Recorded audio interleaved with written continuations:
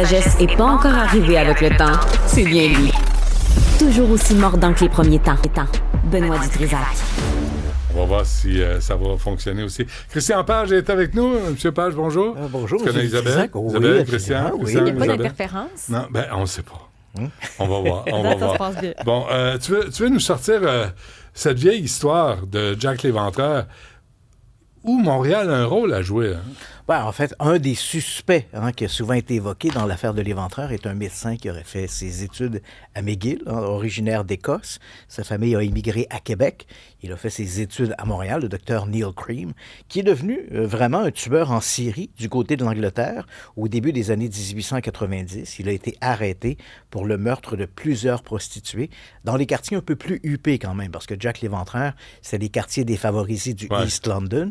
Lui, notre docteur Neil Cream, commettait ses crimes plutôt du côté de Lambeth, tout ça, des quartiers Mayfair, les quartiers aisés de Londres. Après ses études à Montréal. Après ses études à Montréal. Il est allé du côté des États-Unis. Il s'est adonné à des avortements illégaux. Il y a eu des décès dans ces avortements illégaux. Comme sa sage-femme était une femme noire, tu comprends qu'elle avait aucune chance contre lui. C'est-à-dire que quand ils se sont fait arrêter, lui, Neil Cream, un médecin blanc, a dit, voilà, moi, j'ai rien à voir là-dedans. Si ça a mal tourné, c'est de la faute de sa sage-femme. Éventuellement, effectivement. Mais quand même, éventuellement, les crimes se sont multipliés. Les avortements, disons, catastrophiques se sont multipliés. Et éventuellement, il a même donné des pilules de strychnine à une de ses patientes pour qu'elle empoisonne son mari, avec laquelle, d'ailleurs, une patiente avec laquelle il entretenait une liaison. Il a été arrêté. Pas une bonne personne, Non, pas du tout. Il a été envoyé donc à la prison de Joliet. Il a été libéré en 1891, a gagné l'Angleterre, et peu de temps après, donc, on a commencé à voir des prostituées mourir empoisonnées dans les quartiers aisés de Londres, et éventuellement, on a mis le grappin sur ce docteur Neil Cream. Empoisonné, Christian, pas de la même façon que Jack l'Éventreur qui les éviscérait. Tout à fait, d'ailleurs, c'est assez amusant parce que il n'y a aucun doute que Neil Cream était en prison au moment où Jack l'Éventreur a commis ses crimes. Donc, il était à la prison de Joliet, dans la région de Chicago. Donc, il était incarcéré. Okay. Pourquoi est-ce qu'on l'associe à Jack l'Éventreur? Il y a une légende populaire qui voudrait qu'au moment où Neil Cream a été arrêté, condamné à mort, et au moment où on l'a pendu, il aurait dit au bourreau, au moment où la trappe s'est ouverte, il aurait dit « I'm Jack ». Il n'aurait pas eu le temps de finir sa phrase et éventuellement, c'est devenu un peu une légende, cette histoire de « je suis Jack ». Mais bon, est-ce que vous dire que c'était Jack l'Éventreur? Mais les faits historiques montrent que Thomas Neil Cream ne pouvait pas être à Londres au moment où les crimes ont été commis. Mais pourquoi je te parle de cette histoire-là de Jack l'Éventreur? Parce que tu as raison.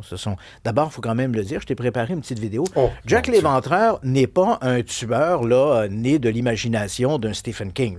C'est véritablement un véritable tueur, un tueur en série, qui a sévi à l'automne de 1888 dans les quartiers défavorisés de Londres. Il a assassiné 5 prostituées, assassinées et mutilées, d'où son nom de Jack l'Éventreur.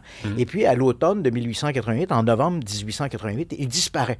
Et on n'entendra plus jamais parler de lui, et il devient forcément la plus grande énigme criminelle de tous les temps. Qui était Jack l'Éventreur? Donc, pour les amateurs de mystères policiers, tout le monde a proposé un peu leur solution. On a aujourd'hui plus d'une centaine de livres qui ont été écrits essentiellement sur Jack l'Éventreur, et chacun y va de son hypothèse. C'était le petit-fils de la reine Victoria, passant par son médecin privé, une triade maçonnique, et puis, évidemment, le fou échappé d'un asile psychiatrique. On a à peu près de tout, là. En fait, on a plus de 300 suspects qui ont été évoqués dans l'affaire de Jack l'Éventreur. Mais comment t'expliques, tu sais, à un moment donné, il y a un sujet, là t'es rendu à 100 livres. Ouais. Tu achètes le 100e livre, tu risques d'avoir la même maudite histoire que les 100 premiers. T'as raison. Et c'est un peu la raison pourquoi je te parle de ça aujourd'hui. À chacun de ces livres-là, c'est toujours un peu « the final solution ». Et c'est jamais le même suspect. Ah non? Donc, il y a toujours un autre suspect qui est nouveau et qui devient l'éventreur.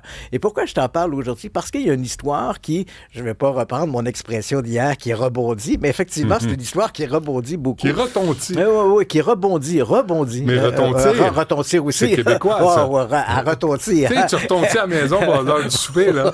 C'est pas pareil. Encore une fois, arrive pas trop tôt.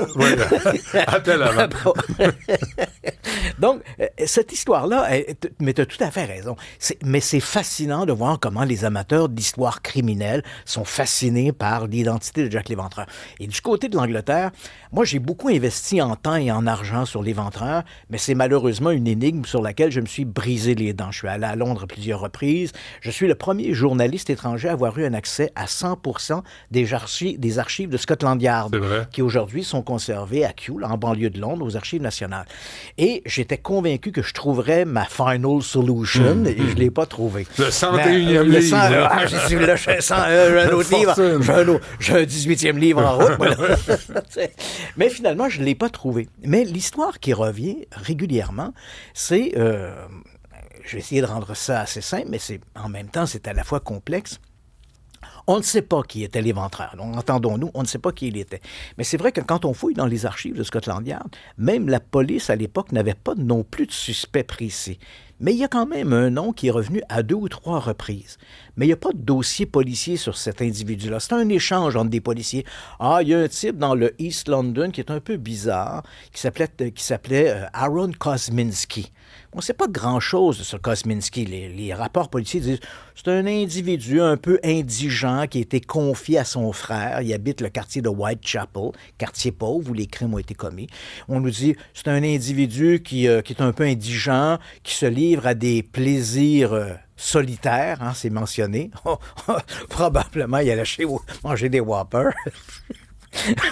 Mais donc, avec appétit. Bien sûr, et à pleines dents. Mais plaisir solitaire, dans le sens, il fréquentait les prostituées. Non, on dit qu'il faisait des plaisirs solitaires. Il aurait présenté des traits de violence envers les femmes, mais rien de plus. Il n'y a pas de dossier criminel sur ce cas. Il est évoqué comme ça. Et pourquoi je te mentionne celui-là parmi les 300 autres suspects? Parce qu'il est un peu l'objet de notre sujet d'aujourd'hui. Donc, on a ce Aaron Kosminski. On n'a rien contre lui. Ce que l'on sait, d'ailleurs, c'est qu'il a été éventuellement envoyé dans un asile psychiatrique. Il est décédé en 1919. Et ces dossiers médicaux ne montrent aucun geste de violence. C'était pas un individu qui présentait des traits d'agression. Donc, pourquoi est-ce qu'éventuellement les policiers à un moment donné, l'ont évoqué dans l'affaire de l'Éventreur? Ça reste un peu mystérieux. Et voilà qu'au début des années 2000, il y a un individu qui s'appelle Russell Edwards, qui est un passionné de l'histoire de l'Éventreur, qui lui achète aux enchères, il achète un châle qui aurait appartenu à la 4e victime de l'Éventreur, une certaine Catherine Eddowes. Et là, sur ce châle, il achète le châle, il le fait analyser, et là, il découvre qu'il y a des fluides humains sur le châle. Il y aurait apparemment du sang et du sperme. Donc, comme le châle est supposé être la propriété... Il le met dans la laveuse? Non, c'est ça. Non. Il l'a conservé. Okay. Et comme le châle était supposé appartenir à Catherine Eddowes, il décide... Une des victimes, c'est la 4e victime de l'Éventreur. Ouais. Il décide de retrouver une descendante de Catherine Eddowes. Donc, effectivement, il retrouve l'arrière petite-fille de Catherine Eddowes, une certaine Karen Miller. Et elle accepte de donner un échantillon sanguin pour une analyse ADN. Comme ce Aaron Kosminski est le suspect favori de beaucoup de gens, il décide de retrouver un descendant de Kosminski. Kosminski n'ayant pas eu d'enfant, il retrouve un descendant de sa sœur, Mathilda Kosminski. Donc, en reculant, il retrouve arrière petit descendant, prend un échantillon de sang, et là, il fait analyser ça, et c'est ce qui rebondit. Donc, cette histoire-là, il aurait une preuve ADN que le sang sur le châle est bel et bien celui de Catherine Eddowes, et le sperme est bel et bien celui d'Aaron Kosminski. Preuve ADN qu'on a identifié l'Éventreur. Ben, je vais vous dire, Hakim, ce qu'on vous dit pas, c'est une fraude, cette histoire-là. C'est une arnaque, et pour plusieurs raisons. D'abord, le fameux châle en question, il n'y a aucune preuve que ce châle-là ait jamais appartenu à Catherine Eddowes, parce que les faits montrent que ce châle-là, lorsqu'il a été vendu aux enchères, il provenait de la famille d'un ancien policier qui s'appelait Amos Simpson. Et ce Amos Simpson était policier à l'époque des crimes de l'Éventreur, mais il patrouillait du côté de Slington, un quartier nord de Londres, loin des quartiers de Whitechapel où les crimes ont été commis. Et ce fameux châle-là, c'est une pièce de tissu qui appartenait à la famille et selon la tradition familiale, on disait que c'était le Charles de Catherine Eddowes. Mais de son vivant, Amos Simpson n'a jamais prétendu que c'était le Charles de Catherine Eddowes. Qui plus est, au moment où le crime a été commis, parce que dans la tradition familiale, puis on ne nous dit pas ça dans le livre, on ne dit pas ça nulle part, mais la tradition familiale nous dit, ah oui, Amos Simpson, la famille tenait ça comme le Charles de Catherine Eddowes, parfait. Et on disait aussi que Amos Simpson était celui qui avait trouvé le corps de Catherine Eddowes. Pouette. Parce que s'il y a une chose que les policiers de Londres, et principalement de Scotland Yard et de la ville de Londres, étaient particulièrement minutieux, c'était le détail dans leur rapport. Et on peut, minute par minute, on sait ce qui s'est produit au moment où la découverte du crime. Et on sait que le policier qui a trouvé Catherine Eddowes n'était pas Amos Simpson, mais un type qui s'appelait Edward Watkins. Et au moment où il a trouvé le corps, à 1h45, le 30 septembre 1888, il a sifflé, il a appelé ses collègues. Et dans le rapport, on connaît le nom de tous ses collègues qui sont arrivés sur place, l'arrivée du médecin légiste. Le corps est transporté à la morgue. Au moment où on va procéder à l'autopsie, il y a un autre policier qui va détailler chaque objet que possède Catherine Eddowes. Ça va de ses chaussettes à son bonnet, en passant par ses sous-vêtements et les objets qu'elle a dans ses poches. Tout est détaillé. Il n'y a aucun Charles qui est mentionné là-dedans. Aucun rapport ne fait état de la présence d'Amos Simpson. Donc, là, déjà au départ, on a un sérieux problème. Qui plus est, avant de le mettre en vente aux enchères, le Charles a été étudié par Sotheby's, célèbre maison de courtage en Angleterre, qui établit que le Charles en question n'était rien de plus qu'un chemin de table qui a été fabriqué quelque part entre 1900 et 1910. Donc, rien à voir avec un châle qu'aurait pu apporter 15 ans plus tôt Catherine Eddowes. Je t'ai préparé une petite vidéo où tu vas le voir, le fameux châle en question et l'analyse ADN.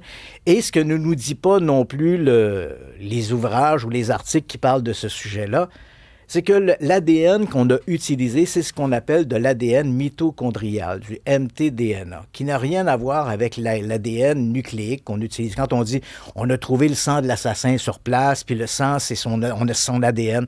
Le mtDNA, c'est pas aussi précis que ça. C'est un ADN qui est transmis, en fait, c'est une signature ADN qui est transmise de la mère aux enfants, donc une petite signature ADN. Et dans le cas de cette analyse-là, ce que l'on démontre également, c'est que ça peut correspondre à peu près à 1 million de personnes qui vivaient à Londres à l'époque. Donc, même si c'était vraiment le Charles de Catherine Eddowes, ça pourrait correspondre à 1 million de personnes. Et comme le Charles, quand on se demande, mais comment ce type-là, Amos Simpson, aurait pu mettre la main sur le Charles? D'abord, il n'est pas présent sur place, il n'y a rien qui montre ça. On nous dit, la famille dit, oui, il l'a volé ou il l'a pris pour le donner à son épouse. Ben, je sais pas, mais moi, je connais Mme Dutrisac. Si tu lui donnes un châle taché de ça et de sperme, je suis pas convaincu que c'est son meilleur cadeau de Noël, tu sais. Donc, il y a comme... Ça connaît bien. Tout ce que j'ai à dire.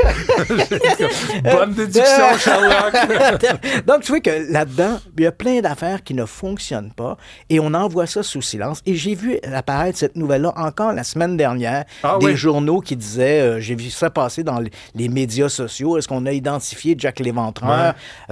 Non, on ne l'a pas identifié. Fou, hein? C'est fourait de revenir avec cette histoire-là. C'est une fraude et à chaque fois qu'on ressort cette nouvelle-là, c'est pour nous vendre un livre, le livre de Russell Edwards.